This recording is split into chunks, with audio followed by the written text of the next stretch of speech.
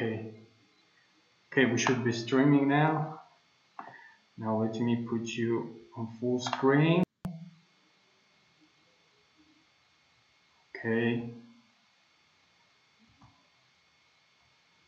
Putting you on full screen. Great. Okay. Seems like everything is good. Seems All like right. we're live. Even like, do you mind recording the audio on your end as well, or I don't know if you're doing it as well, or just in case. I don't have the audio. I don't even know how to record the audio on my end. Oh, okay. So I'm okay. Just last comment. I'm gonna see myself live in YouTube. If everything is great, let's go. So how's your day been? Today's great. I'm excited. We're doing this. Yeah. Okay. Great. Working. Okay, you're working on YouTube. Great. Let's go, Evan. So let's go. Let's go. So let me introduce you first. Hello, guys, and welcome to Young, Clever, and Wealthy. And in this podcast, we find people and we talk with people who were originally just like everybody else, but decided to become exceptional. And that's the case of Evan. Okay, Evan has made lots of achievements. Like he has participated in a company, helped fundraise, and helped raise a lot of capital. I think it was 15 million. He sold a biotech company. He holds 2 world records. Like, I'm super curious about that as well. And yeah, much more. Okay, welcome Evan to the show. Thanks for love, man. Good to be here. Okay, so let me start with your origins. Okay, I'm very curious.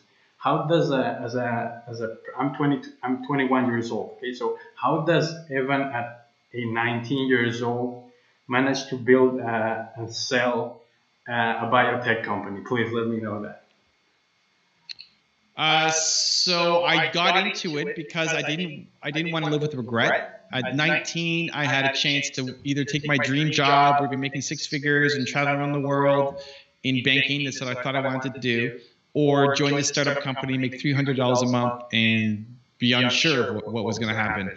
And I just didn't want to live with regret, where I felt like I could always get another job. It may not be the same job with that company, but I could get another banking type of job. But I didn't know if I could ever get a chance to be an entrepreneur again. So I joined as an owner of this business, and we sucked. It was brutal.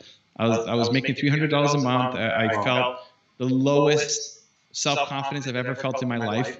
I was trying a bunch of stuff and nothing was working. Like, it wasn't because we weren't trying. Every day I was trying. Every day. Different thing, right? Different things. Lots of things. I like. All day long. I woke up, I went to my business partner's apartment. I sat at his dining room table the entire day working. I went home, and then I woke up and did the same thing. Like, that was every day, weekends, like every day working, but not getting results, and starting to hate my life, starting to feel like I'm worthless. Like I'm putting in, if I wasn't putting in effort, it's one thing, but to be grinding your face off every day and not getting any results really sucks. So true. It got to the point where I told my business partner that I quit. Yeah, it was the worst day of my life. Like, I can't keep doing this. I'm making no money. I feel like I need to bring value somewhere. I need to feel like I'm a good person. Yeah. And so I hung up the phone with him, and then I started crying. And then I decided that night, you know what? Like, I haven't given everything yet. I don't want to quit. I don't want to look at this moment in 10 years and say I could have done something else. And that's where the light bulb hit me, where I'm not the first guy to try to do this. Somebody else has figured out, maybe not how to sell biotech software, my biotech software, but they sold software before. Like, how did Bill Gates do it? And that was the question I asked myself. And then I started modeling. I researched his story. How did he get started? How did he make his first million? How do I bring that into my company? How do I make that happen? And those lessons saved my company. Within a couple of weeks of me figuring that out, I had my first partnership deal for $13,500. And that may not seem like a lot of money, but man, when you're making $300 a month, $13,500 is payday, man. That is like lottery stuff right there. And why, like, the question, like, in 300 a month was because you were getting paid that, or like I wasn't making any money. Like, my business was not making money. Yeah. Okay. So you were a full like a 50-50 partner, or how was that? I had 30% of the business. Oh, okay. And I was making $300 a month. Mm-hmm. Okay. But like, just, I wasn't. It's not like my partner was making a lot of money either. Just the business was not making any money. I understand. Okay. Right. So I ate the same. I had beans for lunch every day. I had a can of beans, and I poured it into a one of those, what are those containers? Not the Ziploc, Tupperware. Poured it into Tupperware, and then I put like some salt and pepper and some olive oil, and it was cheap because a can of beans cost nothing, and it filled me up. Yeah. And so that was every day. That's what I ate every day. And when we landed a new sale with a customer, because it didn't happen that often. Yeah. But when it did happen, we went to McDonald's and celebrated, and we couldn't afford a meal, so we got a large French fries and we shared it. Oh wow. We shared a large French fries. That has to be painful. Like, if you love McDonald's and you miss out on everything else. Now, like, I you know, and I've since learned that McDonald's is super unhealthy for you and all that, but even now, the smell of McDonald's French fries is victory. It's like victory. It means like we just did something big. Yeah. And so actually, when I went to when I closed my book deal, when my book came out, my first book, my wife said, "How do you want to celebrate?" We should celebrate. And so we went to go see it in the bookstore, and then we decided, let's go to McDonald's, and I'm going to get a full meal. I can afford a meal now, not just the French fries. Yeah. That's how we celebrated. Yeah. But yeah, man, I was making nothing. So you ended up closing the deal, and from there, I guess it started growing, right? Yeah, and more important than just that one deal, I had a way to close other deals. Right? Like, there was that one deal that didn't make me money, but then I could do it again, and I could do it again, and find a different partner, and like continue to build that path up, so we could actually start making more money, right? And I think even more important than that, yes, it was great to have momentum and traction in my business, but it was good to finally have a win. Like, I've been struggling and trying and working every day, my face off, and making nothing, and I was too embarrassed to tell my friends that I wasn't making money. Yeah. So I closed myself off. I couldn't afford it. Like, if they wanted to go for pizza and beer, I could $20. I had to pick one thing a month that I could go to, because I just couldn't afford.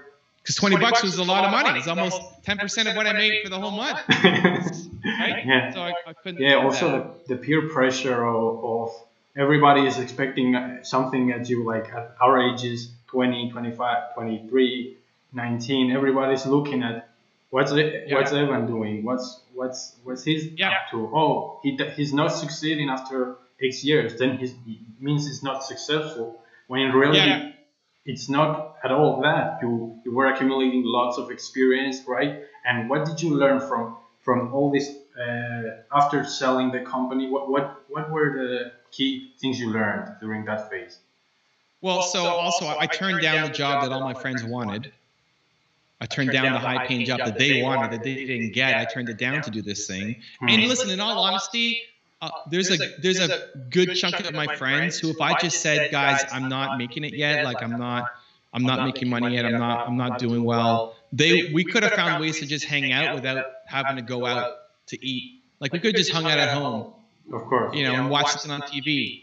It was me. It was my fault. Like, I was too embarrassed. I was too ashamed to tell my friends that I said, I'm living the entrepreneur life, but really, like, I just have no money to go out. So I was too embarrassed. It's my fault. I should have been more open. And a lot of them would have been supportive if I was just open about it. Okay. So what I learned, though, the thing that saved me was modeling success. Like, whatever it is that you're trying to do, somebody has done it before, and how can you model their success? And it may not be the exact fit. Like, if you've got a podcast, great. You're not the first guy to do a podcast. Like, if you want to win, then study the best podcasts out there And you're also doing interviews. So great. So study Larry King and study Oprah Winfrey and study the people who are the best interviewers on the planet. And at the beginning, maybe you ask the exact same questions. Like maybe you watch 100 episodes of Larry King and you ask the exact same questions that he asks. Yeah. They're not gonna fit exactly. Of course. You know, like most of the questions will be just a little bit off. And so then you have to do that little last bit of work to say, okay, how do I take Larry's question and Larry's line of thinking and make it Armand? Mm-hmm. You got to add your own stuff to it. That's the final, like if you look at 80-20 rule, he can get you 80% of the way. Mm-hmm. But that will just make you a Larry King copycat. You got to then find out how to make it Armand. And that's where you start doing the work. But you don't know until you try. So if Larry King always asks these 3 questions, then try it. Always ask your guest these 3 questions. And then in a year, if you're still doing this, you may not ask those same questions, but it led you to somewhere else. And so whatever you're trying to do, model success. Find the person who's done it before, and then look at how they started. And try to model that success for yourself. Okay. Where I think a lot of people just try to figure it out and they have no idea what they're doing. Totally. And that's not a recipe for success. Okay. Since that was a great answer, Ivan. Since we're talking about modeling success, and we could consider you the modern success modeler in this case. Like you're a master. Like you, every top 10 video is like. It's so genuine, like you know so much the person you're talking about. It's incredible. So going with that line of modeling success, which points does someone needs to take to model the success of someone? Okay, I want to be like Elon Musk. I want to be like Steve Jobs. What are the key points that you would advise us to take to make that happen? I advise you to look at 2 different paths. The first are people in your industry. So if you want to be, just like we talked about, if you want to be a successful podcaster and interviewer, then I'm modeling Tim Ferriss and his podcast. And I'm modeling like all the big podcasts. And then I'm looking at who's the fastest growing podcast right now, right? And then I'm modeling Oprah Winfrey and Larry King and people who ask great questions, right? So that's inside your industry. Okay. And you don't even have to like him. Like maybe you hate Tim Ferriss. Maybe you think Tim Ferriss is like the biggest idiot of all time. Great. You can still learn something from him. Yeah. Right? Like you need to learn something from him. Even if you hate 99% of him, there's still 1% that you can learn something from him. If you hate Joe Rogan, you can learn something from him. Right? I'm not saying you hate any of these people, but people are afraid to learn from people who they dislike, and I think that's actually the biggest vulnerability. Like, it doesn't mean you're going to become Joe Rogan, right? But you can learn something from him to be a better Armand. If you take 1% of Joe Rogan, that can make you a better Armand. And so modeling starts within your industry. So you can learn the specific tactics to grow and be a better podcaster and interviewer. And that applies for all your guests, or all your viewers, or your listeners. Same thing. Like you want to be a sprinter? Great. You should be looking at Usain Bolt, right? And even if you hate him, you can learn from how he practices and how he trains and how he eats and how what his daily routine is like, right? Like you need to learn from the fastest guy on the planet. So that's one side. The other side are aspirational people who are not in your industry, but you just love. So you mentioned Elon Musk and Steve Jobs. Great. They're not in podcasting or interviewing people. Yeah. You know, if anything, like Elon Musk is terrible at interviews. He's like among the worst. Yeah, true. Steve Jobs was pretty good. But the fact that you love them means there's something about them that you need to apply to your own life and business. So you pick 2 really visionary people, big thinkers. Right, I've got Steve Jobs up on my wall behind me. That's amazing. I love that background. I love it. So the podcasters can't, like the listeners can't see it, but if it's going on YouTube, they can. You know, I'm working here and I look at my computer and I've got this giant Steve Jobs kind of like looking at me in the face all day long. And keep hustling, right? Don't slack. Keep hustling. Here's the thing, like Steve Jobs, I don't want to learn how to be a father like Steve Jobs was. You know, I also have my parents on the wall behind me too. Like I want to be a father like my dad was a father, but I want to be a visionary like Steve Jobs was a visionary. And so you take different pieces from different people. So if you love Steve Jobs and you love Elon Musk It means that you love the visionary, you love the big thinking. I mean, you're talking about being young, clever, and wealthy. Like you love these things from those people. And so you should surround yourself with that as much as possible, right? Like every time there's a new Elon Musk top 10, you should be watching that. If there's a new Elon Musk biography, you should be reading that. Like you want to surround yourself with that. And it's not that Elon Musk is the magic answer. It's that you see something in him that you want in yourself. And so the more you're around it, the more you're going to start having more confidence in big level thinking. For one of your listeners, it might be something different. Maybe it's Oprah. Like maybe they just love Oprah. Great. Anytime there's a new Oprah interview or book or magazine or video, like watch that because you'll learn something from her, even though she's not in your industry. So those two kinds of mentors, the people who are in your industry, who are crushing it, who are the best at what they do, you learn the specific tactics and skills from them. And then the people who are outside your industry, who you just look up to and respect and you want more of in your life. Like if you had Elon Musk's thinking, big thinking in your life every day, if you started your day with something Elon Musk every day, you wouldn't be the same person a year from today. You just wouldn't. It's not possible. You'd be thinking bigger. You'd be growing. You'd be pushing harder. It would just happen. Because Elon Musk is a part of your environment. Okay, well, that was a great answer. Like, let the great people, they become contagious to you. Their actions, everything becomes contagious to you, and you become thinking bigger. I love that. Okay, Ivan. Now, so from the biotech company, you moved to venture capitalist. Let's go back about that. You moved to becoming a venture capitalist, helping raise from 500,000 to 15 million. Tell us a bit about that. How was that journey for you? And then how did you transition to your investments and YouTube? Okay. Sure. I know we don't have a ton of time left, but for me, when I sold my business, it was great that I had some money now finally after struggling for so long. I didn't know what I wanted to do next. I never had to raise money for my business. We sold it before we had to raise. And so I was always curious about raising money, how it worked, how to structure deals. And so I joined the VC company for probably about a year and a half to 2 years-ish, just to learn. I wanted to learn how the money raising process worked. And then I didn't know, maybe it'd be the next VC. Like maybe that's what I would want to do. I didn't know what I wanted to do. I spent all my life, well, not my life, but like for the past 3 years, every single day working on this business, day and night, and then it was gone. And like, what do I, it's like if my YouTube channel just sold, what do I do tomorrow? I don't know what I'm going to do. Right? So I had to find something to do. So I was just curious. You follow your curiosity. I was curious about raising capital, and that was a good 1.5 year to 2 year bridge. Meanwhile, I was getting asked to speak, to help entrepreneurs. I didn't know how I'd ever make money doing it. I thought entrepreneurs don't have money. I'll never make money doing this. But it filled my soul. So I slowly went from that to then being a speaker, to then doing my website, to then doing my YouTube channel, to then writing books, to now having my Instagram. And it just was an evolution of me wanting to help entrepreneurs and following my curiosity. Wow. Follow your curiosity. That's great. So, like, I think everyone wants to know, okay, he has 1.5, I think, million subscribers on YouTube. How did he manage to do that? Okay, was it consistency? Was it lots of quantity, which I know it is? Was it quality? Which would be like the 3 top points you would mark for everybody who wants to grow his channel, like me, for example? So the quantity leads to the quality. The more you do, the better you get. Most people aren't doing enough, and so they never get world-class at the thing.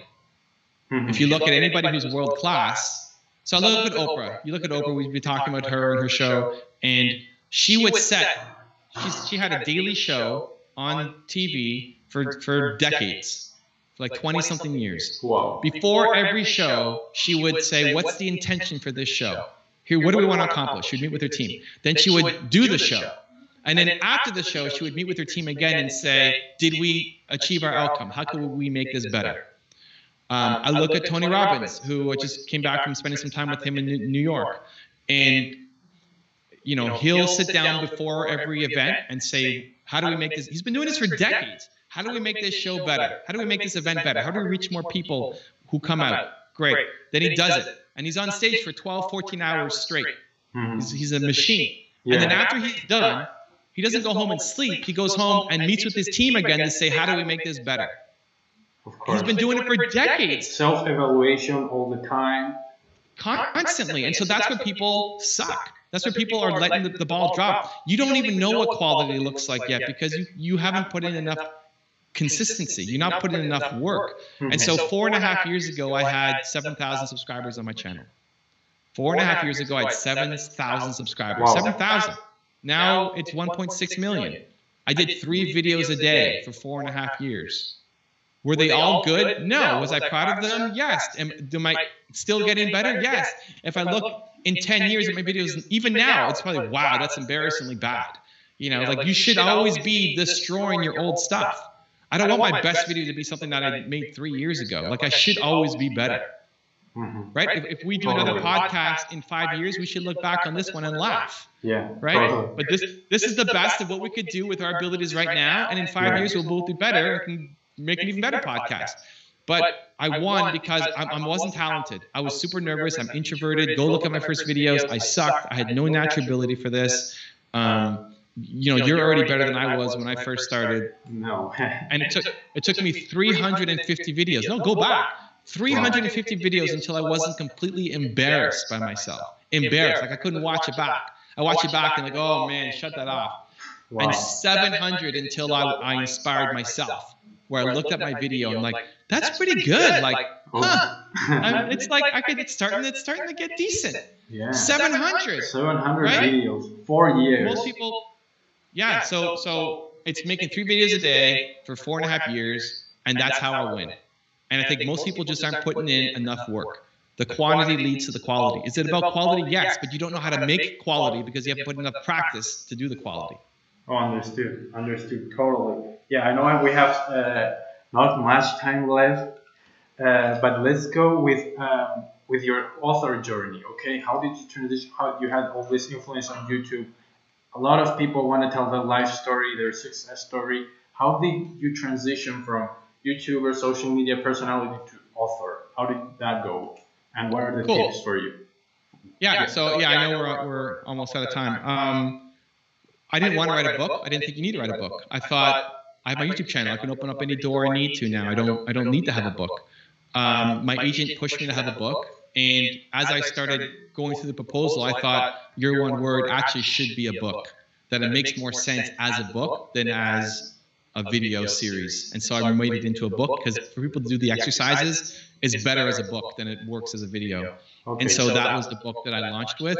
And I don't think you need to have a book. I think if you want to have a book as a bucket list item, like, hey, it'd be cool to have a book. Awesome. If you love writing, then for sure you should be doing books. But you don't need to have it to open up doors anymore. The world has changed and evolved that you don't need to have a book anymore to build your brand. Totally. Like years ago, it was like, oh, wow, I have this book. Like 20 years ago, the book was the medium, right, to reach people. That's such a powerful thought. Okay. Ivan, now let's get into strategy. Okay, strategy. I'm talking tactics. Sorry, tactics more well on YouTube. What, like for example, you do? I see that, for example, you try to engage in your videos people right at the start of the video, so they keep on watching. Higher view time, right? Increases everything. So which strategies do you use that you could share with us? Cool. So let's make this the last one because I'm now late for my next call. But I would say don't even worry about the strategies yet at the beginning. The strategies are like the final 20%. If you're looking at 80-20, the biggest problem is people don't take action because they're trying to figure out the best strategy, where the strategies won't help you until you're actually making something good. Like if you have crap content, it doesn't matter what the intro is like. It doesn't matter what happens in the first 5 seconds of the video. Like you need to get better with your message. You need to have something that you're really proud of. And then worry about, that's the final, it's like, what camera do I use? It doesn't matter what camera I use. It doesn't matter what microphone I'm using. I could make all this from my cell phone and it'll still be fire. You don't want to disrespect the gear or disrespect the strategy. But for someone who's at the beginning stages, it's way more important to make daily content, like make a video every single day and get better at the craft, and then worry about the strategy, because that's the final 20%. Okay, totally understood. Well, Evan, I want to thank you so much for your time. Okay, what is like the best way to reach you out and people who want to follow you and know more about you? If you want to buy the book, it's on Amazon, both of them. And then reaching out, probably where we can hang out. I'm on YouTube, I'm on Twitter, I'm on Instagram. Okay, we'll link everything in the description.